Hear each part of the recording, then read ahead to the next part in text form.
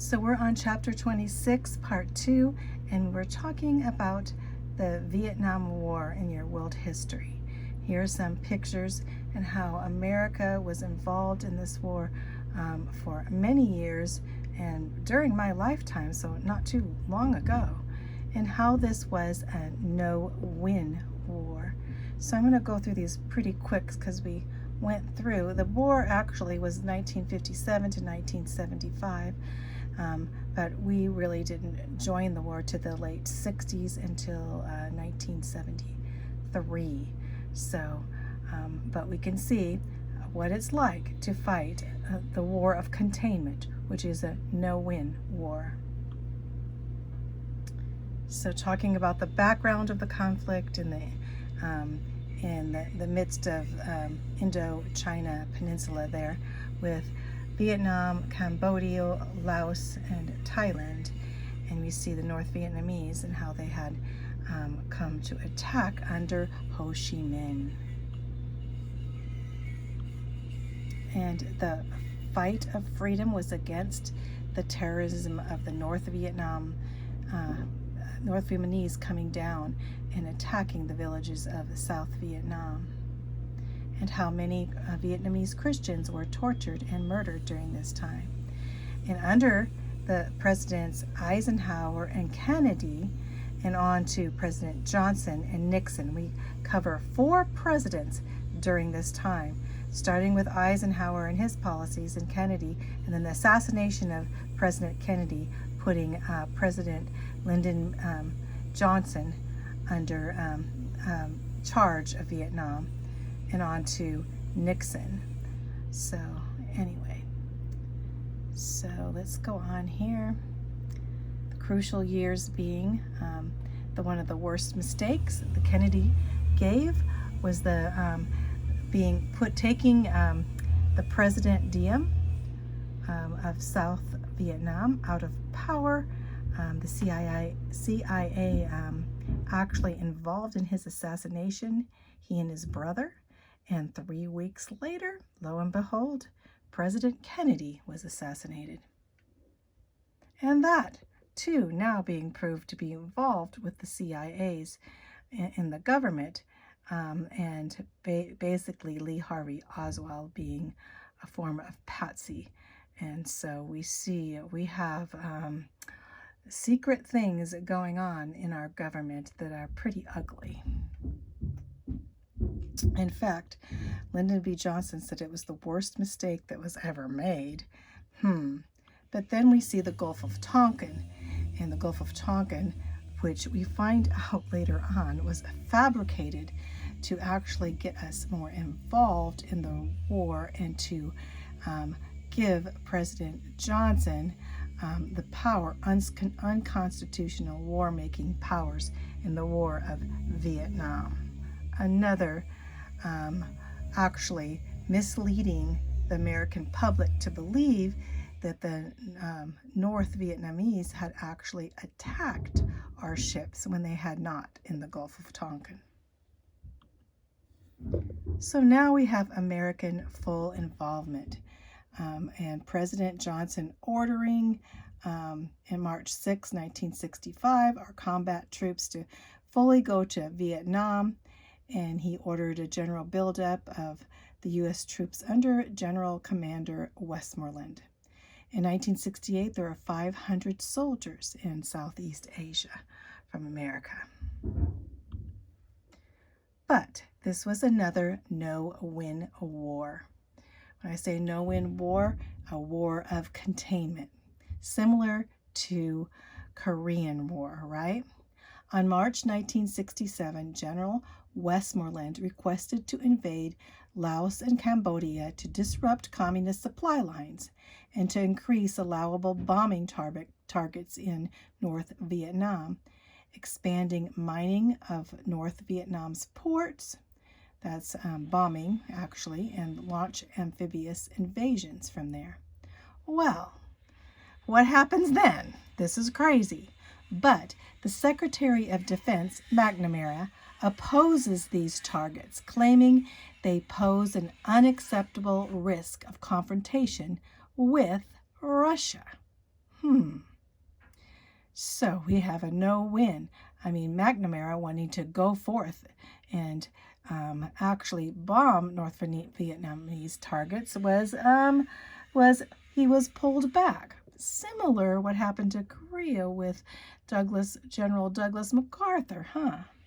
Well, anyway, on August 1967, at a Senate hearing held to investigate the mishandling of the war in Vietnam, Senator Strom Thurmond of South Carolina addresses McNamara on his policy of containment. Mr. Secretary, I think it is a statement of placating the communists, appeasing the communists. It is a statement of no win. And indeed, it is a no-win war in Vietnam. The Tet Offensive. Well, on January 30th, 1968, the North Vietnamese launched the all-out Tet Offensive, which would be a large-scale of attack against 30 South Vietnamese cities and several U.S. military installations. So here we have an all-out offensive. But although American and South Vietnamese troops inflicted overwhelming losses on the communist forces, the liberal American media portrayed the Tet Offensive as a stunning North Vietnamese victory and an American defeat, which in their eyes would mean us pulling directly out, or that defeat looking as that point of the United States losing. Okay. On the bottom here it says, on January 31st, 84,000 Viet Cong guerrillas aided by troops launched the Tet Offensive, attacking hundreds of cities. They used the Tet Truce Agreement to aid the element of surprise. On the home front, in the United States, hundreds of anti-war protesters and communist-inspired agitators took to the streets of every American city and college campus to denounce American imperialism in Southeast Asia. So we have a divided country. We have our soldiers over there fighting their hearts, out and being brought over there, getting discouraged in the midst of, in America, protesters taking to every single American cities. And these protesters being influenced by communist-inspired agitators. Why? Because communists always come in and try to get things worked up so that they could come in and take over, right? You know that. It's one of Karl Marx's ideas, as communist manifestos. So President Johnson announced a halt in the bombing of most of North Vietnam in March of 1968, influenced by the protests and formal peace talks began in Paris in May. And by November, President Johnson had stopped all American bombings and attacks on North Vietnam. On March 1969, the policy of limited warfare, or containment, in Vietnam had prolonged the conflict needlessly and claimed the lives of more American servicemen than the Korean War. President Nixon now becomes, remember it was 4 presidents, starts with Eisenhower and on to, from Eisenhower to Kennedy. Kennedy's assassinated and President Johnson takes over, on to now President Nixon, 4 of them. President Nixon began gradually withdrawing U.S. troops in June of 1973. Vietnamization, or Vietnamization, is a policy of replacing United States troops with South Vietnamese forces. So that's what Nixon was doing, trying to replace the troops that he withdrew with South Vietnamese troops.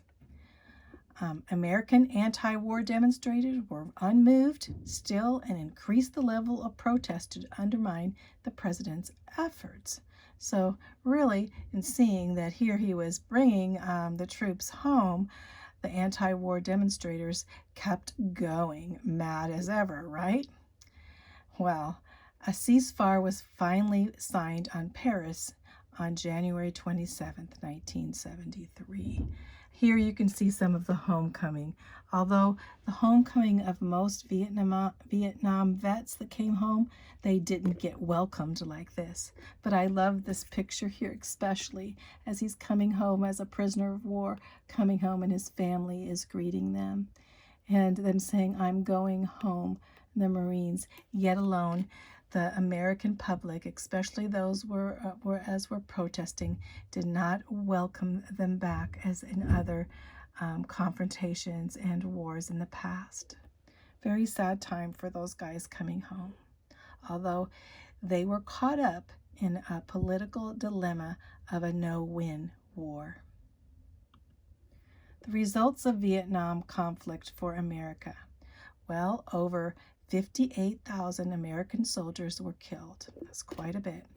Another 303,700 were wounded, and 780 were missing in action.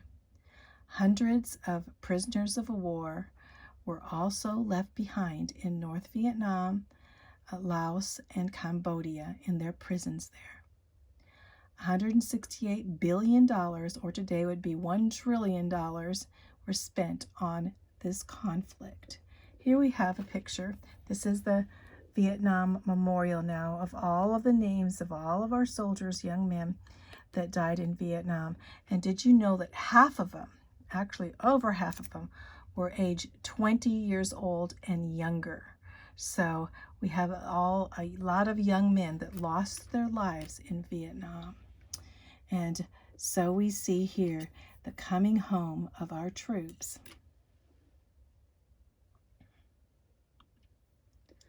Open relations with China. In the midst of this is kind of what they call, I think it was kind of like gaslighting. Gaslighting is they take the government or whoever, the propaganda, they take the light off Vietnam to put it on somewhere else. And this is what I think Nixon was doing in the midst of this, and his relationships with Red China, Communist China. With American military aid, South Vietnam could have maintained its independence, but the United States Department decided that further American involvement would hamper the effort to open relations with Communist China. So that is sickening, because basically what they were saying, we're not going to really help South Vietnam because we want to have relationships with Communist China instead. This would just leave South Vietnam totally in control of the communist nations of the North Vietnam, which were supported by China and Russia. And so it would leave them completely vulnerable. I do not think we should have left them completely vulnerable in that way. Maybe going forth, a no-win war would basically just hurt the nations, the free nations of the world, knowing that we were not behind them and actually wanting to go and have close relationships with Communist China in the midst of this. It doesn't seem like a good idea, at least not to me. In the words of President Nixon, we won the war in Vietnam, but we lost the peace. And now he's looking to go on tour in China. Those are my thoughts, and you can think as you look it up and think as your own thoughts that you have on this subject.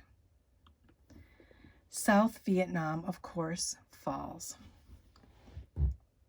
So, March 1975, North Vietnamese forces violated the ceasefire agreement and launched a final all-out offensive against South Vietnam. They were unprepared and short on military supplies in South Vietnam, and many South Vietnamese soldiers and units fought and died with empty weapons in their hands. Refugees then began pouring into Saigon, the capital of South Vietnam, and between April 23rd and 29th, the United States military evacuated the last remaining U.S. civilians and embassy workers, as well as 130,000 South Vietnamese refugees. You can see these pictures of them evacuating people from South Vietnam. And now, on April 30th, 1975, Saigon fell to the North Vietnamese. Saigon is the capital of South Vietnam. The communist flag now flew all over Vietnam. Saigon was renamed Ho Chi Minh City. How embarrassing. How sad. A no-win war. And when we look back at Vietnam, it saddens our heart to see how it was drawn out needlessly and then left to the enemy to just come in and take over after all those lives lost. To me, it's sad.